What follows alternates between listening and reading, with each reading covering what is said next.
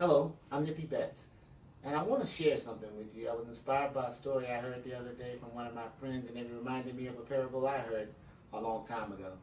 It involved the acronym PUSH, P-U-S-H.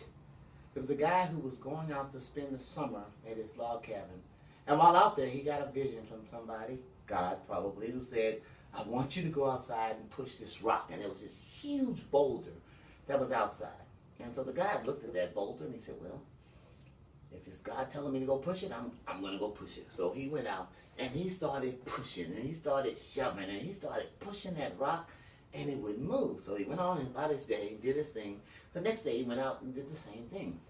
And he pushed and he pushed and he shoved and he pushed and he pushed. And this went on for days and then weeks and then for a couple of months. And finally it was time to leave. And the guy just didn't understand what was going on. And he was pushing and getting frustrated and struggling. And then all of a sudden his voice came.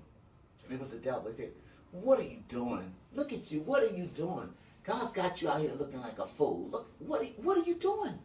That rock isn't going anywhere. And this guy's been pushing and pushing. And he's just kind of looking. And the devil's laughing at him saying, you're crazy. God's got you looking crazy out here. And the guy said, looked at the devil and said, devil, I don't know why he's doing it. I don't know what's going on. But if God says to push this rock, that's what I'm going to do. I'm going to push this rock. And so the devil disappeared, and it was like a light that came out of nowhere, and it was God. And God was saying, hey, my son, how you doing? He said, God, I'm frustrated. You told me to push this rock, and I've been pushing, and I've been pushing, and I've been pushing, and it won't move. And God kind of laughed at him. And he said, I know. Did I ask you to move the rock? And the guy's like, what? He said, did I ask you to move the rock? He said, well, no. He said, look at your arms. Look how strong they are. Look at your back. Look how upright you are right now. Look at your legs and how toned your muscles are right now. He said, son, I am moved by the faith that you showed me. And now I will move that rock. Because God said he never asked the guy to move the rock. Did I ask you to move that rock? And you could take that analogy and put it in your life. There are things going on in your life that are frustrating you, whether it's with the kids, the husband, the wife, the job, the school, whatever it is, your business. You're frustrated right now. And I understand.